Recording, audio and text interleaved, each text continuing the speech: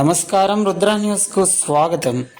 ఉస్నాబాద్ నియోజకవర్గంలో మంత్రి పొన్నం ప్రభాకర్ పర్యటనలో భాగంగా కోహెడ మండలం నాగసముద్రాలలో కాంగ్రెస్ పార్టీ నాయకులు తుంగ సత్తయ్య కుమారుడు రాజు ప్రమాదవశాత్తు గాయపడడంతో గురువారం రోజున మంత్రి పొన్నం ప్రభాకర్ వారి ఇంటికి వెళ్లి పరామర్శించి ఓదార్చారు. అలాగే ఇటీవల అనారోగ్యానికి గురైన కాంగ్రెస్ పార్టీ నాయకులు బీనవేని శ్రీనివాస్ సతీమణిని పరామర్శించారు. అదేవిధంగా కోహెడ మండలం పెద్ద సముద్రాలలో ఇటీవల మరణించిన సిపిఐ నాయకులు వేలుపుల బాలమల్ల కుటుంబాన్ని పరామర్శించి కుటుంబ సభ్యులను ఓదార్చారు.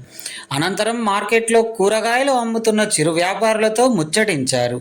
ఈ కార్యక్రమంలో కాంగ్రెస్ నాయకులు, కార్యకర్తలు, అభిమానులు తదితరులు పాల్గొన్నారు.